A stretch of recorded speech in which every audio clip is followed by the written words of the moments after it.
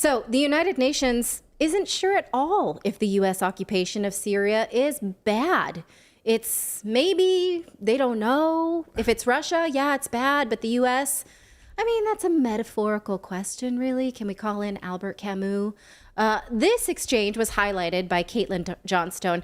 It is between China Global Television Network's Zhu Denzi and the UN Deputy Spokesperson for the Security General, Farhan Haq. It highlights just how far the United Nations is willing to crawl up the United States' butthole. Yes, I said butthole. This reporter, Denzi, has done on-the-ground reporting in Syria, so he knows that the U.S. occupation there is illegal and unwanted. Oh, wait, he's been to Syria? He's a journalist? He has actually been there. Okay. He is asking about the attack last week when the U.S. retaliated for a base that was bombed by a drone attack. One U.S. contractor was killed and 5 other service members were injured. Now, as a reminder, Syria considers that the U.S. presence there is an illegal occupation. They do not want them there. They maintain sovereignty. Here is Denzi pushing the UN on this matter. And the person who's responding, Haq, H-A-Q, gets our award for most snivelly diplomat of the week. Watch. Yes, Deji. Couple of questions on Syria. Yesterday, there's a drone attack to a U.S. base in northeast Syria, which resulted in one death and 6 injured. After that, U.S. launched a airstrike, also killed 11 people in Syria. Any reaction from the Secretary General on this incident? Oh, well, of course, we continue to be worried about all of the continuing tensions, and we are trying to see what can be done to lower the tensions from different forces in Syria, and we'll continue with those efforts. Do you not to urge everybody to respect the sovereignty and territorial integrity of Syria? Well, of course, that's a given, and obviously it's important that the sovereignty and territorial integrity of Syria is respected. At the same time, you're aware of the complexity of the situation of foreign forces, but we call for them to exercise restraint. But do you think the presence of the U.S. military in Syria is illegal or not? That's not an issue that we're dealing with at this stage. There's been a war. But is that because it sounds very familiar. This week we talk a lot about the UN Charter, the international law, and relative resolutions. But it sounds to me a foreign military-based presence in another country without invitation sounds like something else to me. You know. I'll leave your analysis to you. There's at this stage. What's the difference between Syria, the situation in Syria and the situation in Ukraine? There's no U.S. armed forces inside of Syria, and so I don't have a. It's not a parallel situation. You're to some of sure the others. there's no U.S. military personnel? I believe there's military activity. Yeah. But in terms of a ground presence in Syria, I'm not aware of that. Okay, 5 U.S. service members were injured in that attack. If there were no U.S. service members in Syria, how could they got injured? That's weird, right? Should I ask you about that? And by the way, if you're talking about the resolution, the international law, here is the resolution from Security Council 2254, I believe. It says in its PA paragraph, reaffirming its strong commitment to the sovereignty, independence, unity, and territorial integrity of the Syrian Arab Republic, and to the purposes and principles of the Charter of the United Nations. Yes, I'm aware of that, and as you see, that is accepted by the members of the Security Council itself. Yeah, so again, back to my question, is that illegal to have presence in Syria for the U.S. base? According to the relevant resolution that I just read out. Yes, the relevant resolution does call for that, and we call on all countries to respect that. I wouldn't go beyond that at this stage. While we were watching that, I dug through our archival footage because this apparently doesn't exist, but this is 100% not U.S. troops in Syria stealing oil. So I don't know who this is, but if we're not there, Well, he then what is specifically this? says, yeah, but there's no U.S. armed forces in Syria. So probably those military trucks are carrying flowers, I would assume. Because he tells us they're not armed. Well, and I love how he says they're not on the ground, they're in the air. And that's way different. Okay. Yeah. Right. I mean, things get hot in there. That guy needs some water. Well, that guy deserves an award. No, I mean, this reporter. The reporter, yes, this absolutely. reporter deserves an award. Yes, the reporter. Yeah. Yeah. That's like how to make someone melt right in front of you.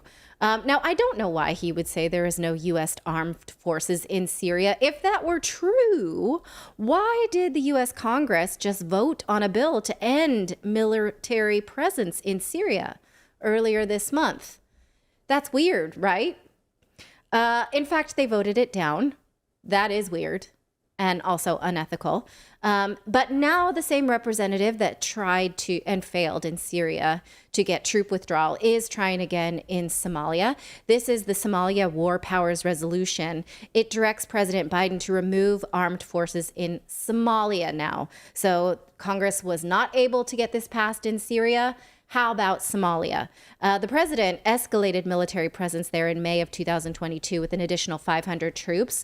The U.S. says it is fighting al-Shabaab in Somalia, a group that was formed when the U.S. backed an invasion on Somalia by Ethiopia in 2006. This is truly the definition of vicious circle, right?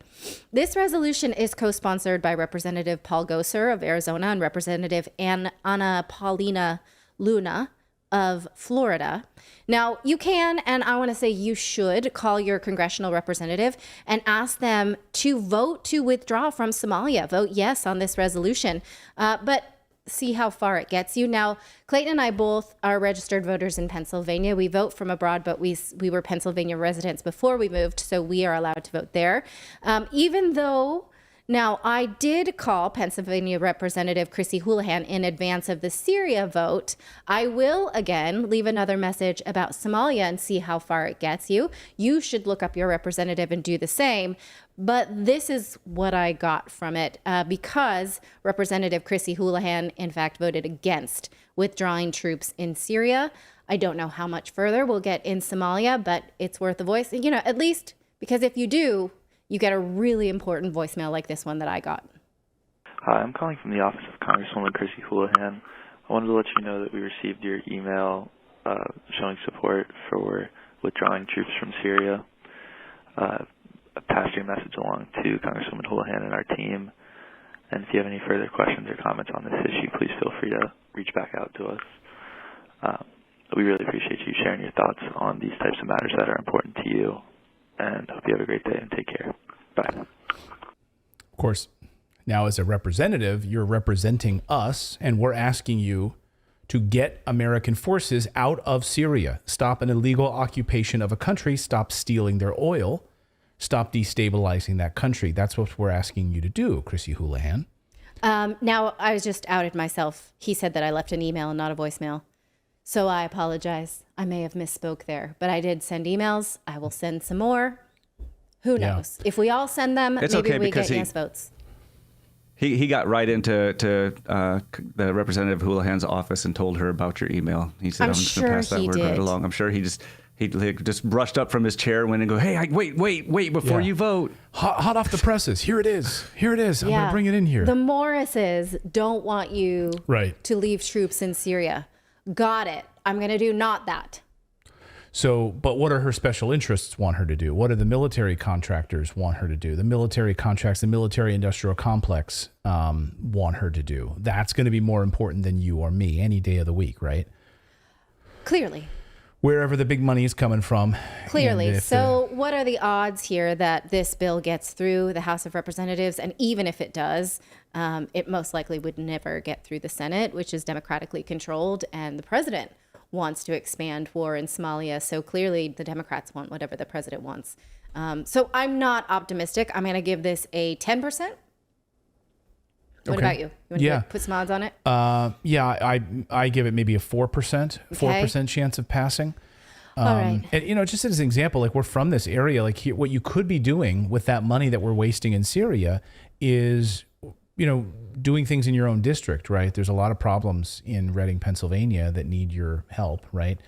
So that could be a priority. That could be where you could work to. Yeah, Reading is where this massive chocolate factory fire is. I'm sure you've been Explosion, following of course. that. Yeah. The Palmer factory. Yeah, but even beyond that, could you imagine? schools and jobs and infrastructure and bridges that are crumbling all through that area, factories that have left, all of those things, right? All the Reading outlets, gone now, mostly gone now. They're not what they used to be. So there's a lot you could really focus on instead of Syria and illegal occupation. Go ahead, David. Well, I was just going to say, imagine if we cut 3/4 of the military budget federally, we would still be the largest military. And think of what good that could do here in this country. Yeah, it's you crazy. know what? I'm glad you brought this up. Are you done with your thoughts on this? I don't want to step on you. Okay. Because I heard a lot of talk over the past few days about Donald Trump's big speech, that he gave the other day where he's going to tackle and go after the deep state, right? Which is amazing. Great. Awesome. Like, we need him to be talking about that because he had a chance to drain the swamp when he was there, and he did not do that. In fact, he added to it. That was great criticism of Donald Trump. That's not mine. That's just well known, right? Even among longtime supporters, like, he did not drain the swamp. And I think one of the arguments is that he was completely controlled by the deep state, right? They pushed him out. There was people running the show from behind the scenes. He brought in people that were part of the deep state. He didn't realize it, all of that, whatever. I'm giving him the benefit of the doubt. Now he's calling for the getting rid of the deep state, right? No discussion about the deep state can happen unless someone opens their mouth and talks about the military-industrial complex. All of these discussions about the deep state that I've heard, I even heard like Alex Jones talking about it. Great. Like, they were talking about it in Trump's speech, and he was saying, great, that's great speech. He's been critical of him. I know that. Any discussion about the deep state that does not include discussions about eradicating the military industrial complex, I don't even want to hear it, because that's the deep state. That's what's driving all of this. I mean, $900 billion a year military industrial complex budget. Are you kidding me? That's the deep state. That's what's running the show. So unless I hear, I want to hear that from Trump's mouth. I want to hear that from Trump's mouth. Yeah, because what is he actually referring to if he's saying the deep state when that is? Because if you look, it's the CIA, it's all that, but that's all still military. Yeah. No, I mean, all of that funding we've got to start talking about this. Like, we need to start pushing these people in this election cycle, and I'm going to start doing it here on this show. But any discussion about the deep state needs to include this behemoth, what Dwight D. Eisenhower warned us about, and we need to be vocal about it on this channel, and we need to push the people that are covering those stories. We need to push the independent media. We need to be out there pushing the Tim Pools of the world to talk about it, and all of these people. We all need to be together on this and push this, because it's something I'm very, very passionate about, which is ending this military-industrial complex. I used to speak about it on Fox back in the day when I anchored Fox and Friends, and I would get pushback, about it. I would call it out on the air, and people were like, "What? You're saying that on Fox?" Yes. This is an absolute disaster, and we need to eradicate it. So I'm going to draw that line in the sand right here on the show. Okay, and I will be prepared for that. Thank you so much for watching this segment here at Redacted. We are live every day at 4 p.m. Eastern Time, trying to share the stories that the mainstream media will not cover. You should also come over and join our community of Redacted Rebels over at redacted.inc. That's our private locals community where we can share exclusive content that we simply cannot share here on YouTube. Come over and join the rebellion together right now by going to redacted.inc. We'll see you next time.